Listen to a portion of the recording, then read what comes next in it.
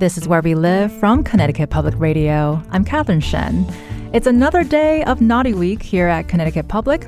All this week, we've been diving into all things nautical, and here at Where We Live, we're exploring marine wildlife along Long Island Sound, from tenacious terrapin to the super sturgeon.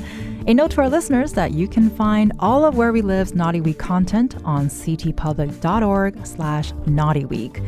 That's NAUTI week. Today, we're focusing on one of Earth's oldest marine creatures. Jellyfish, or simply jellies, have been around for more than 500 million years. That means jellies were here before dinosaurs. This resilient species has a simple but astounding makeup. Jellies do not have a brain or a heart. They have a single mouth for eating and expelling waste. This species has thrived throughout history and is continuing to thrive under a changing climate. And today we will learn about the species of jellies we have along our coastline here in Connecticut. And of course, we'll talk about what to do if you do come across one of these ethereal creatures. Joining us now is Rachel Stein. She's the Associate Director of Animal Husbandry with the Maritime Aquarium, and David Cochran, who's the Director of Fish and Invertebrates from the Mystic Aquarium. Thank you, Rachel and David, for joining us this morning. Yeah, good to be here. Thank you. And for our listeners, you can join the conversation and let us know if you have any questions about these jellies, 888-720-9677, or leave us a comment on Facebook and Twitter at Where We Live. So Rachel, I want to start with you. How did you get interested in jellies, and how did you end up working with them? Well, I kind of got into jellies a little bit by chance. When I started working here at the Maritime Aquarium, I was placed in charge of a jelly lab. And it wasn't really doing much at the time, but I was giving a lot of flexibility to play around with it, and eventually was able to get them to start reproducing enough to maintain a substantial population. So my facility was very nice and let me continue to work and expand to the point where I was able to open a gallery and an expanded jelly culture lab. And create a whole jelly department. And throughout that time, I really fell in love with these animals because of their amazing biology and life cycle and just how beautiful they look. I just love the fact that a jelly program exists. Like, that just sounds really cool to be a part of. And you mentioned your fascination with them. So what is it about jellies that fascinate you continuously? And can you talk about, where does our fascination with jellies come from? Well, one thing that people really struggle with is the concept that they're animals. They just don't look anything like an animal that anyone has ever seen. They don't have, as you mentioned, an eyes or a mouth. They don't breathe. They really look kind of like a little blob floating through the water, and people associate them more as plants. But they are animals. They're carnivorous. They eat zooplankton, which are the plankton that are part of the animal kingdom. They just have this beautiful look, the way they pulse through the water with colors and trailing tentacles.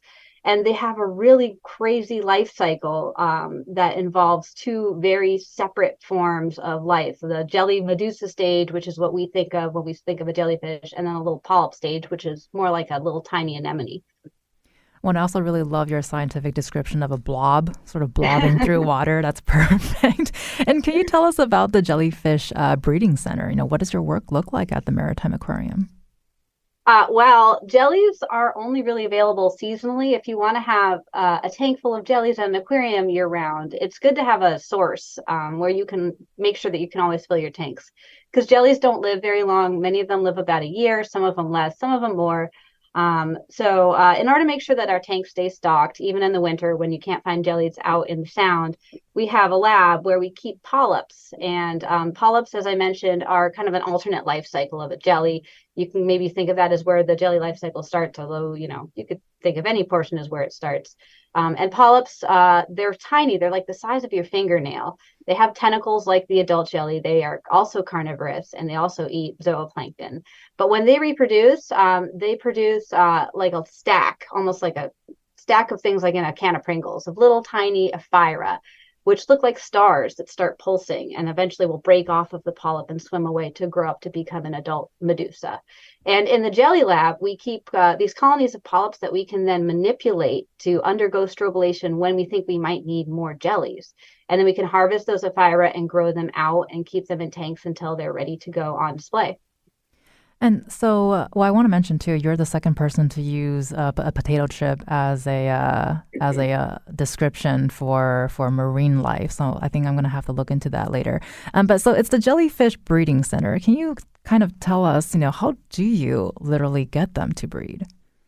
Well, when an adult jelly breeds, they reproduce sexually using sperms and eggs. The males will release the sperm in the water, and the female will take it up and fertilize the eggs internally. And many jellies will then brood their eggs in their oral arms until they're ready to hatch out. And then what hatches out is called a planula larvae. So when the larvae hatches out, it swims down to a hard surface and it will then transform into that polyp that I mentioned earlier. So in order to get jellyfish polyps here at the aquarium, there's a couple things we can do. We can either harvest them from wild jellies, and we have had a lot of success with a local species called the lion's mane jelly. They brood their eggs very readily. And then we can get those larvae to settle here in tanks where we can manipulate them as needed. Or we can trade with other facilities because aquariums love to trade with each other. In fact, jellyfish aquarists will often say they build up their jelly karma by making sure that they're sending out as many jellies as other facilities need. If somebody might need something if you might need something in the future, it's good to have that good karma built up. Or sometimes you can get your jellies to reproduce at your own facility. You can even use artificial insemination and kind of extract the gonads and get polyps that way. That's the perfect description there. And how long have jellies been around? We talked about how they've been here for millions and millions and millions of years. And apparently they've been around before humans. Yeah, I know that an article just came out about a jelly fossil that was found in the Burgess Shale that is over 500 million years old. So they're an incredibly ancient animal. And they've had this body design that has worked out extremely well for them. We see a lot of fossils that look pretty similar to jellies that we found today, which is an indicator that whatever their survival strategy was back 500 million years ago is still very successful to them this day and age. That is like a whole different level of consistency, I feel like. And I mean, how is it that they've been around and thrived on Earth for so long, considering the very dramatic changes that Earth has gone through and still going through? Well, jellies are highly adaptable. They're able to survive in a lot of conditions when other animals aren't. They can survive in very low oxygen. They can survive in changing temperatures. They can survive periods of little, not a lot of food. And they're also able to eat a lot of organisms that many other fish wouldn't eat. So they're just really highly adaptable. And of course, those polyps allow them to reproduce at an extremely high rate. The polyps are able to go dormant as cysts when conditions are poor. So if the water gets too warm, they can become a cyst and then hatch out later. So all of those things contribute to them just being really successful when other animals might not be. And David, I want to bring you into the conversation too. Can you respond to what we've heard from Rachel about jellies' resilience and their ability to thrive? Yeah, I mean, you've got Rachel on the program, who's definitely the right person to be speaking on all of these. But yeah, the jelly's ability to occupy almost pretty much every ecological niche has really contributed to the fact that it's able to survive a lot of changes and thrive even to this day in basically the same form as when they were first around. And we kind of talked about jellies are not necessarily the number one food for a lot of animals, but there are animals who eat them. Can you tell us some of them? Sure. I mean, probably the one of the primary ones that most people would recognize are sea turtles. There are a lot of different species that will eat jellies as part of their natural diet. And one that some may not know is that there are jellies out there that are known as medusivores, and they will consume other jellies as part of their natural diet as well.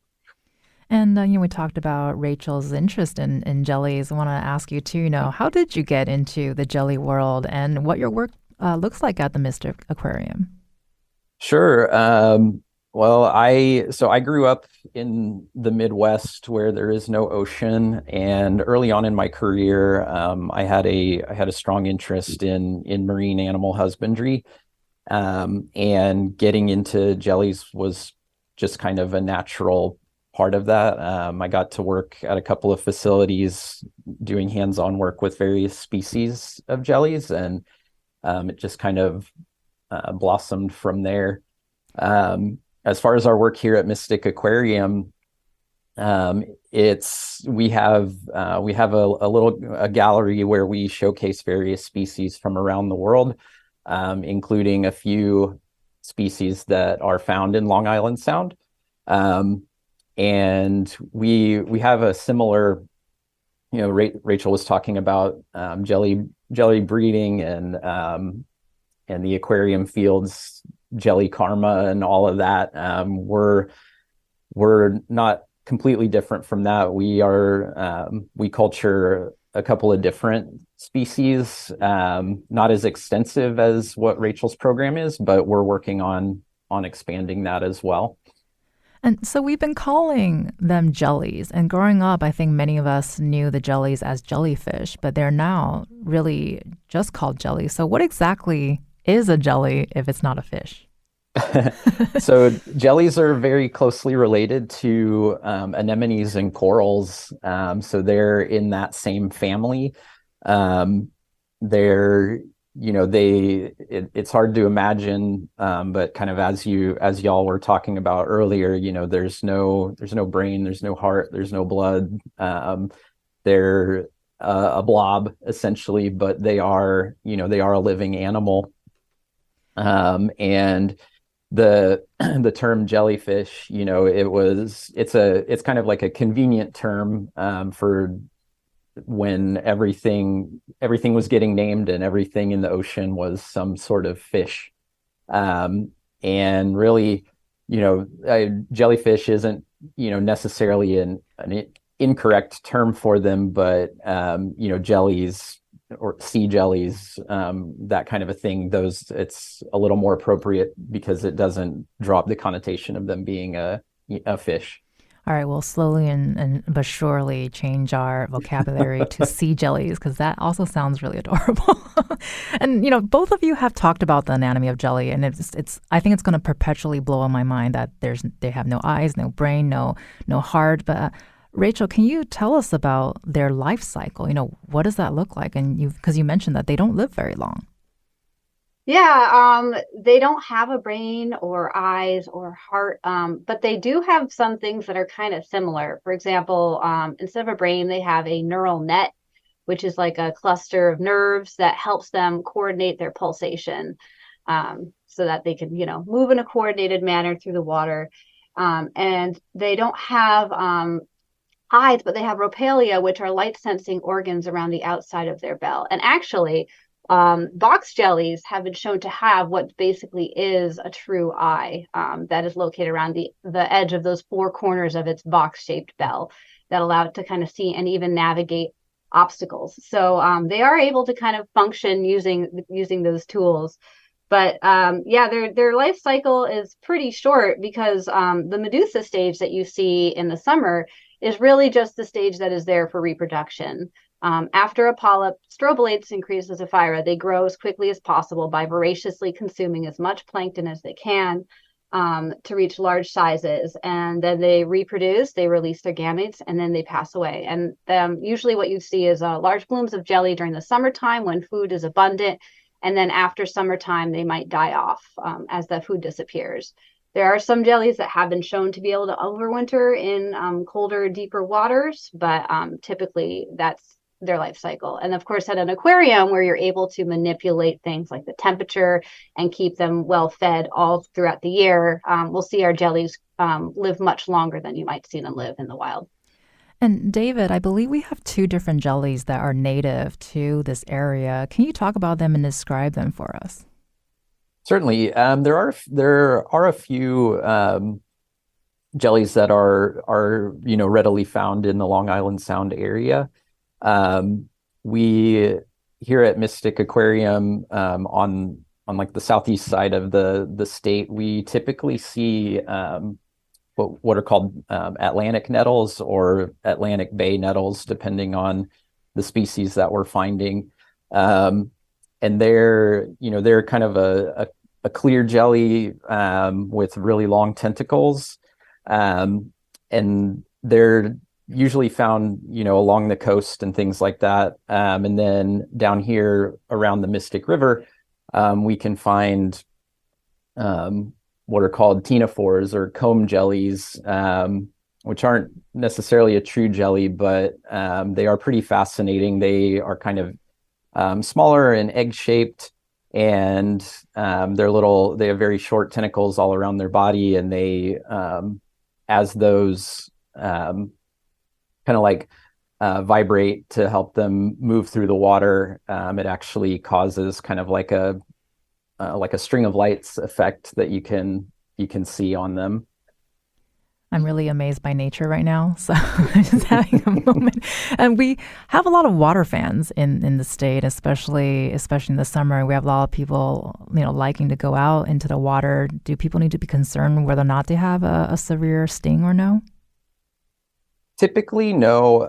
There are some of it is how the individual would react to making contact with the tentacles. That's where all the stinging cells are.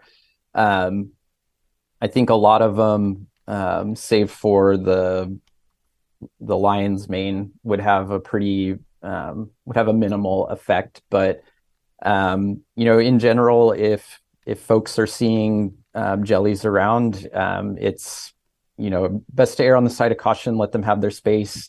They will eventually swim away. They're a little bit slow, but they're also quite fragile. So being 95+% water, it doesn't take much contact for them to be injured or anything like that. And certainly it's best just to kind of let them do their thing and let them move along.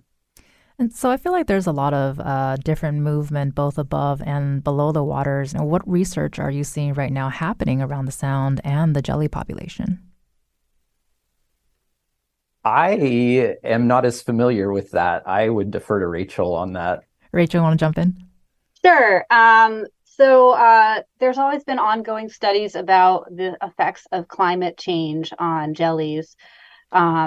I think we've definitely been able to see that we have increasing numbers of jelly blooms. One thing that hasn't been so clear is what exactly is causing those jelly blooms. And I think there's been a couple of factors that have come to light. One is definitely climate change, and that can be for a couple different reasons. As I mentioned earlier, jellies are able to survive in conditions where other fish can't. And jellies and fish tend to be in kind of like a balance in the food web where there are a bunch of fish that will eat jellies and jellies eat kind of smaller plankton. And as conditions shift to be unfavorable for fish and predators of jellies, the jellies are able to grow unchecked.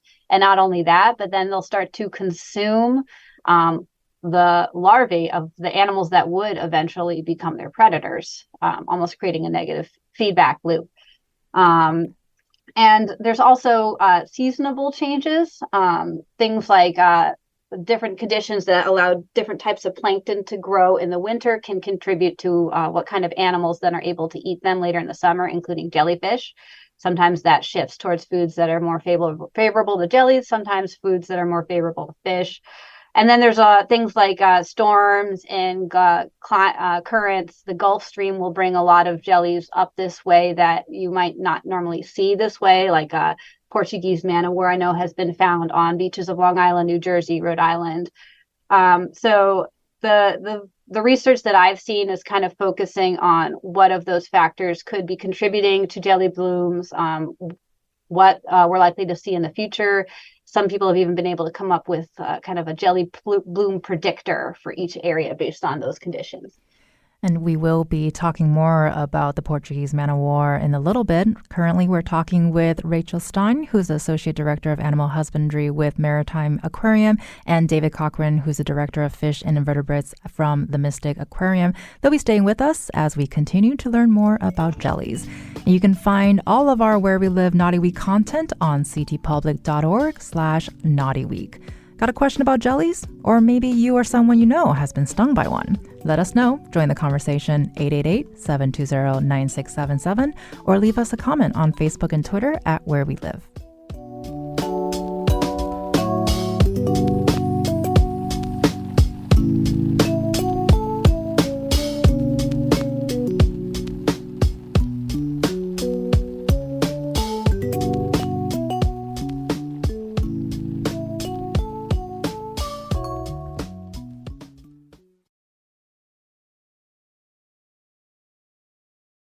This is Where We Live from Connecticut Public Radio. I'm Catherine Shen.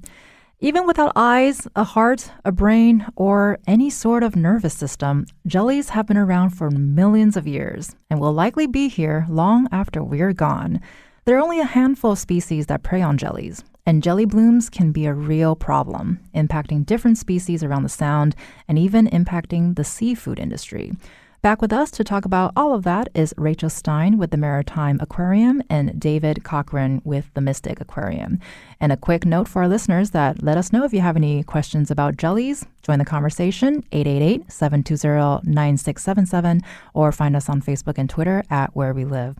And David, I want to start with you. We've been talking about the jelly population, and it's been increasing around Long Island Sound. What does that mean to the ecosystem around there and the community around the Sound and the coastal areas?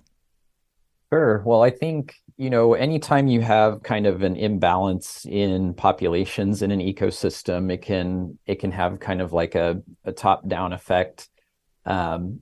Rachel mentioned jellies eating the larval fish, and also consuming plankton, which is a very important food source for growing these growing larval fish and other growing animals. And when you have kind of an overabundance of these animals that can take away kind of the bottom food source of the ecosystem, it can contribute to a bit of a collapse, and certainly to, if they are outnumbering predators that would normally consume them or keep that population in check, it can certainly have, drastic effects on the balance of the ecosystem. You can have fish population reduction, which also reduces the predator population because they'll go where the food is, and that's really what you can find with any sort of overabundance of any one component of a larger ecosystem, is that it can kind of pull the rug out from under it. And Rachel, earlier we talked about jelly blooms. Can you tell us exactly what that means? Yeah, a jelly bloom, sometimes called a smack of jellies, is when you just have a lot of jellies that congregate in one area. And sometimes this can be because of an overabundance of the population. A lot of times this is just due to weather and current conditions that cause the jellies to congregate.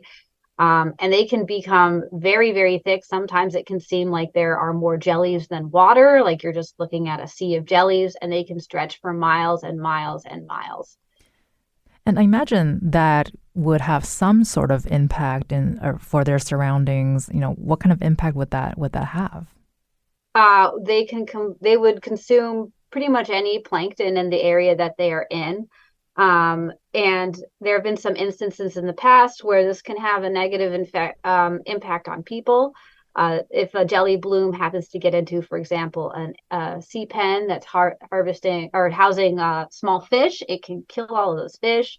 If a jelly bloom happens to be near a nuclear power plant intake, or a cooling tower, they can clog those intakes and cause the power plant to shut down. They can clog the nets and fishing gear for fishermen and cause significant damage. And of course, if you're at the beach and there's a jelly bloom and they wash up on shore, they can cause a lot of stinging problems. And I know David earlier mentioned that, sea turtles are one of the few that prey on them. Are there other animals that prey on them and put them at risk? Um, there actually are a lot of animals that will prey on them, but nothing so significant that it would really influence their population. I know there was a study several years ago that was able to show that pretty much any animal eats jellies in some amounts, but usually only when other food sources are scarce and they're kind of forced to. And even then, when they eat the jellies, they tend to only eat the most nutritious part of the jellies, like the gonads and the oral arms, leaving the rest of the jelly intact. The sea turtles and like the ocean sunfish, they can eat large quantities of jellies, but I don't think that this would really impact the population in the ocean.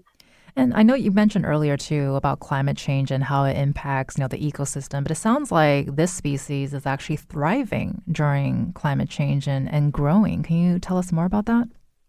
Yeah, when some of those predators die off, it gives the jellies more of a chance to kind of grow unchecked.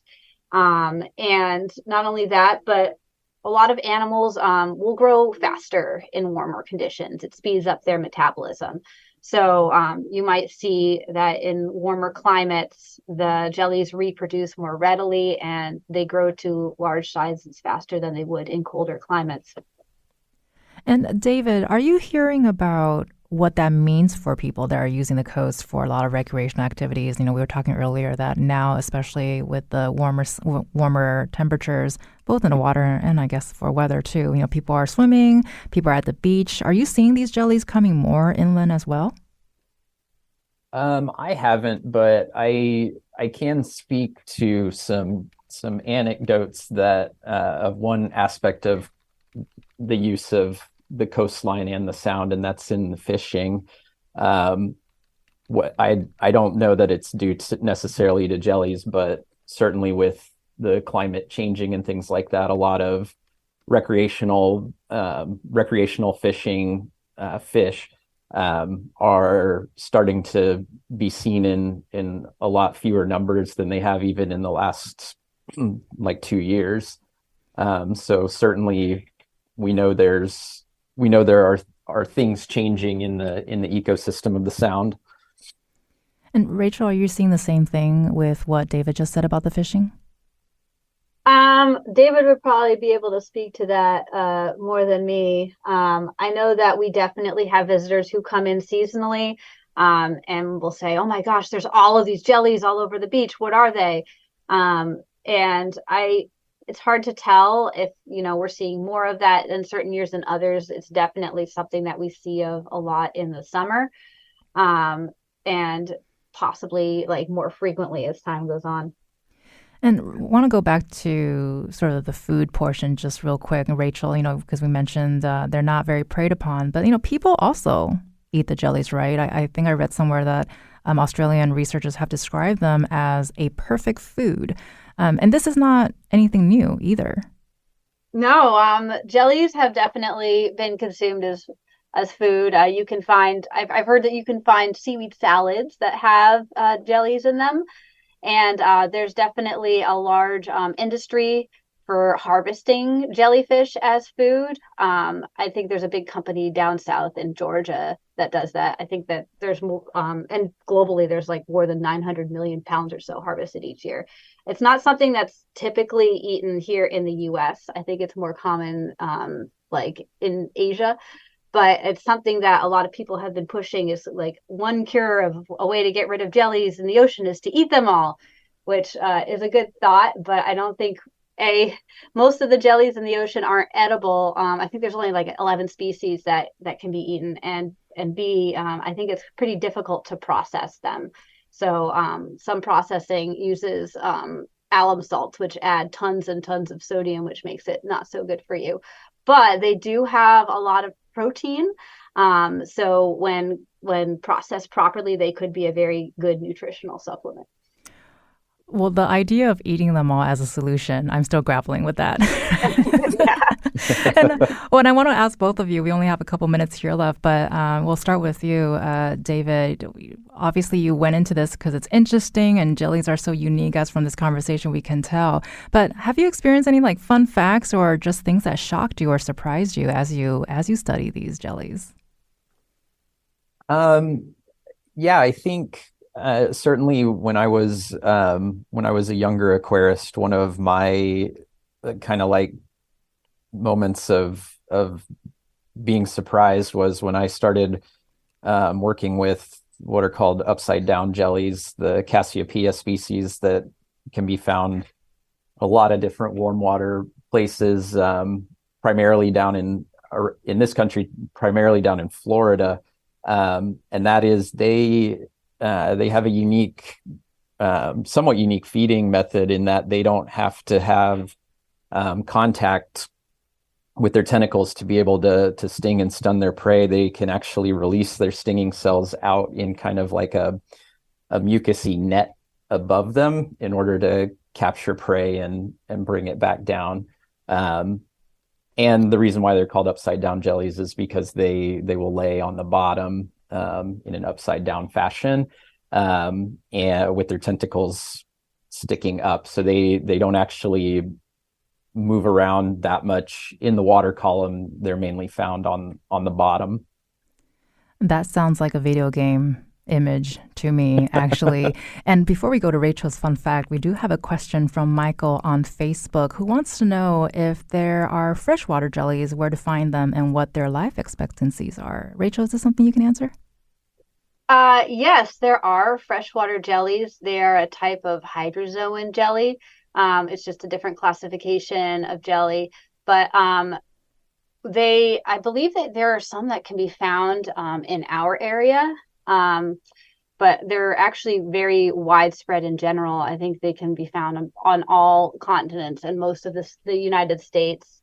I don't know much about their lifespan, but they are an invasive species and they have a very, very mild sting. So I think that most people don't really notice them if they come into contact with them. David, do you have anything to add to that? I don't. Rachel put it very well. Perfect. And Rachel, before you all leave us, what's your most surprising moment, or if you have a fun fact that you'd like to share with our listeners about jellies? Oh, can I share two real quick? Yes, go for it. Okay. My first fun fact is that jellies have the fastest mechanism in the animal kingdom, and that is the stinging cell, or the nematocyst, which can fire in 700 nanoseconds. And my second fun fact, which I love to tell kids, is that because jellies only have one opening in their body, all the food goes in and out of that opening, so jellies poop through their mouths.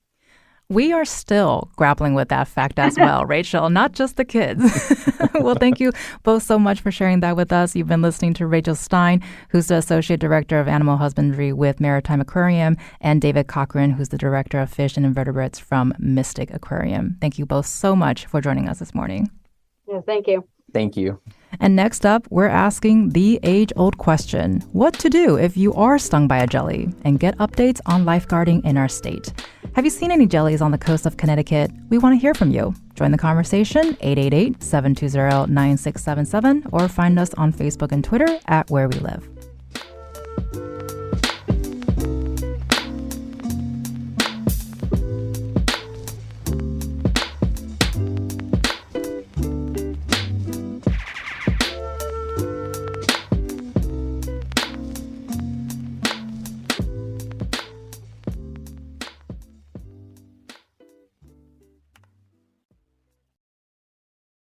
This is Where We Live from Connecticut Public Radio. I'm Katherine Shen. The jelly population is growing, meaning a big impact on our ecosystem and our local beaches. And if you get stung by a jelly, chances are it's going to hurt. I got stung. I couldn't stand. I couldn't walk. We were 2 miles from the house. We were scared and alone. We didn't think we could make it. And then Joey remembered something. I'd seen this thing on the Discovery Channel. Wait a minute. I saw that on the Discovery Channel. Yeah, about jellyfish and how if you... Ew! You it on yourself? Ew! You can't say that. You don't know. I mean, I thought I was going to pass out from the pain. Anyway, I tried, but I couldn't bend that way.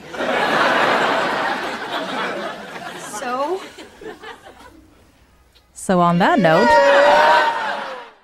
note, joining us now to talk about lifeguarding and water safety in our state is Sarah Battistini. She's the water safety coordinator with our Connecticut Department of Energy and Environmental Protection. Thank you so much, Sarah, for being with us this morning. Thank you for having me. So, ha-ha aside, let's talk jellies. Now, what do you actually do if you get stung by one, especially if if people commonly run into them in the Long Island Sound? I'm guessing the answer is to not have a friend urinate on you. We would like to keep the urine out of Long Island Sound. That's the PSA this morning, everyone. Urine, lemon juice, papaya ammonia, vinegar, meat tenderizer, not scientifically proven to work on getting the sting from the nematocyst that is on your skin and causing you some pain away. So how the lifeguards at Connecticut State Park beaches are trained is that we want to remove the tentacle from the skin. So wet sand, we'll rub it on there, try to get it off, wearing our gloves. We may even try to pick it off or use a piece of plastic like a credit card type deal to scrape the area. Then we will rinse it with salt water because fresh water will tend to increase the stinging, and then apply a heat pack if necessary. And so that is the appropriate way to take care of a jellyfish sting. We might have to ask you to repeat that, throughout the next couple of minutes just to let people know. Do not follow the urban legend, everyone. So earlier we also talked about the Portuguese man-o-war, which I honestly, before this conversation, I never realized how intense their stings can be. And reports are saying that we're seeing more of those jellies off the coast of Rhode Island and Cape Cod. How often are you seeing jelly stings here in Connecticut?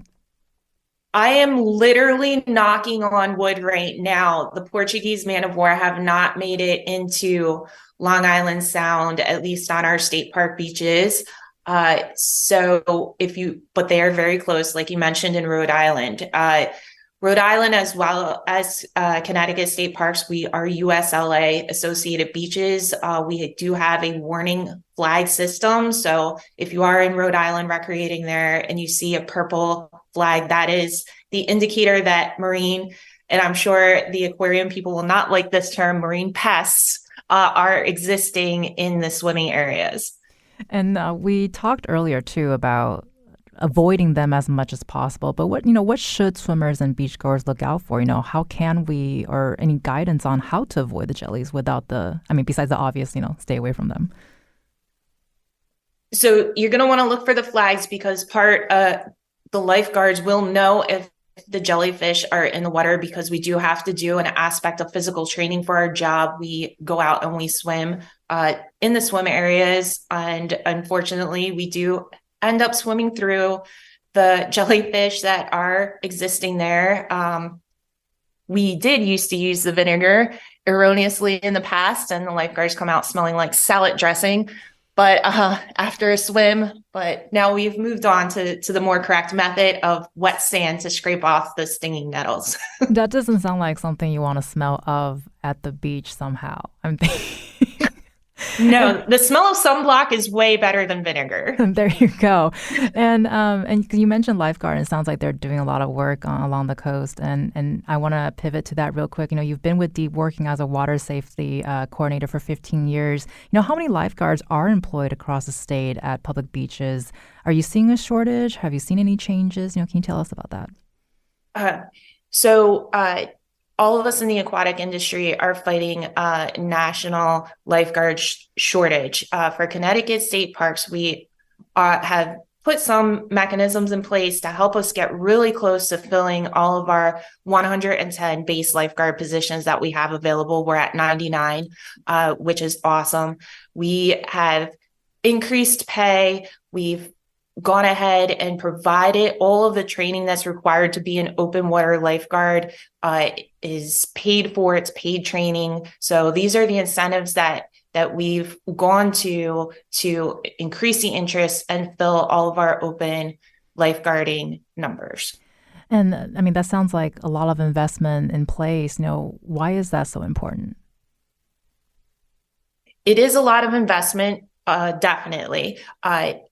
Lifeguarding is a layer of protection for swimmers at our outdoor recreation facilities that our management, the governor supports it. We want to provide that extra layer of protection in certain locations where we can. And as far as being a lifeguard, it's a really great summer job. You get qualities such as responsibility, leadership, teamwork, communication. You really get to hone those skills, which are applicable to any type of profession that you would want to go to further on in life, because unfortunately for us in the Northeast, year-round lifeguarding positions in open water settings are not really possible. And I think even just based on this with this conversation, there's more to lifeguarding than just being at the ocean and checking on swimmers. You're talking about jelly stings, as we were just mentioning. So you have to go through some really rigorous training to become a lifeguard, and assuming there's so much education behind that too. Can you tell us about what these tryouts look like?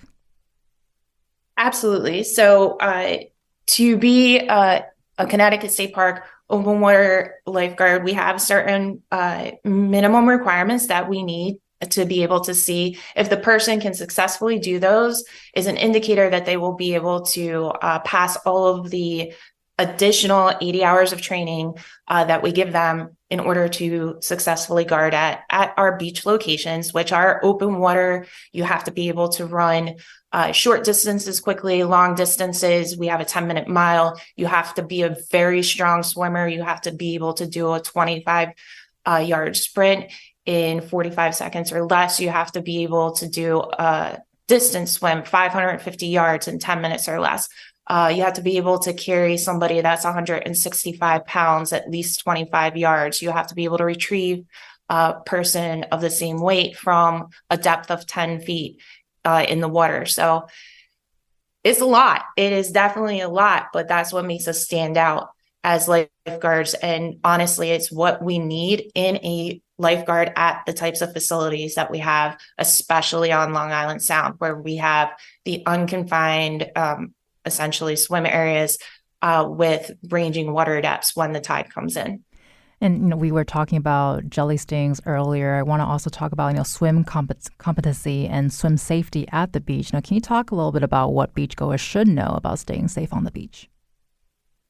Absolutely. So we have 23 designated swimming locations at the Connecticut state parks across the state. So while you can swim anywhere where there's water at a Connecticut state park, unless we've signed it, do not swim. We do recommend that people go to the designated swimming areas. There's safety precautions in place, such as water testing.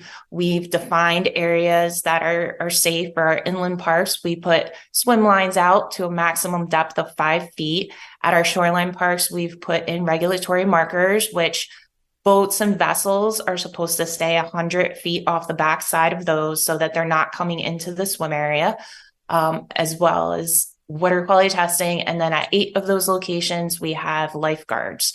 And then basic, anytime you go swimming anywhere, please, people, watch your children, be within arm's reach of them if they are in or near the water.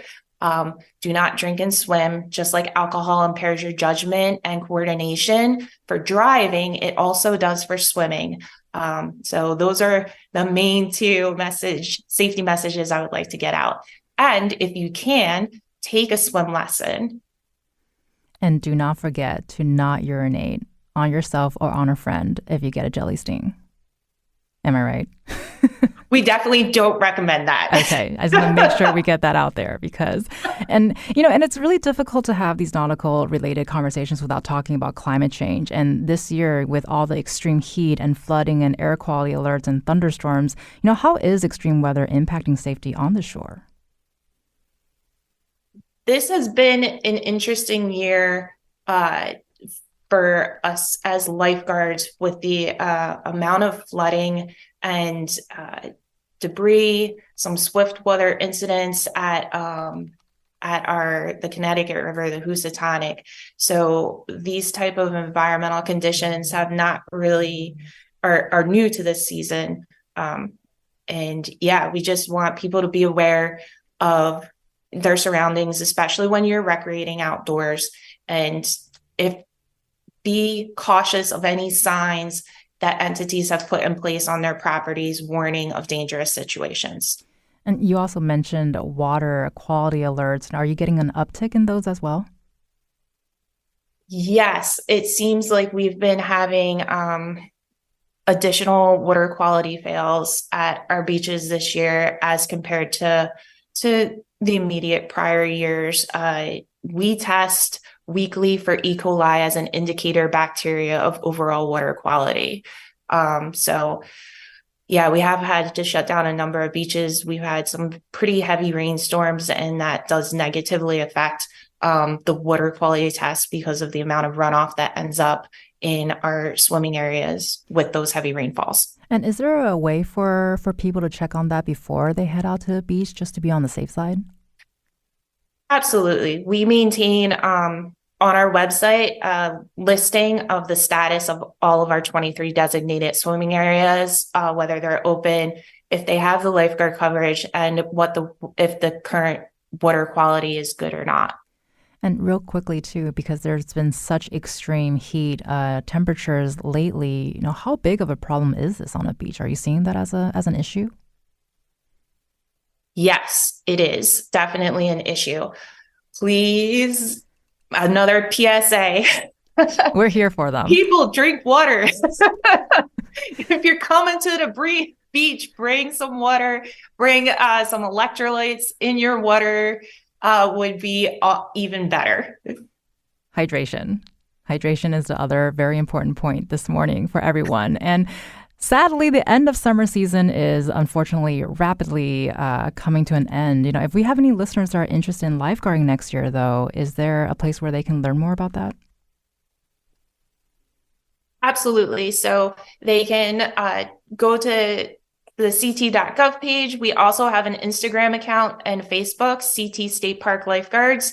And that is the best place to find out what we do. And if people are interested, they can DM us. And thank you so much for joining us this morning and giving us all those PSAs, Sarah. And we really appreciate it. And we hope people hear them, and maybe we'll list them and people can check them out on our website. And thanks again, Sarah Battistini, who is the Water Safety Coordinator for the state of Connecticut's Department of Energy and Environmental Protection. Thanks for being with us this morning, Sarah. You're welcome. Pros hydrate.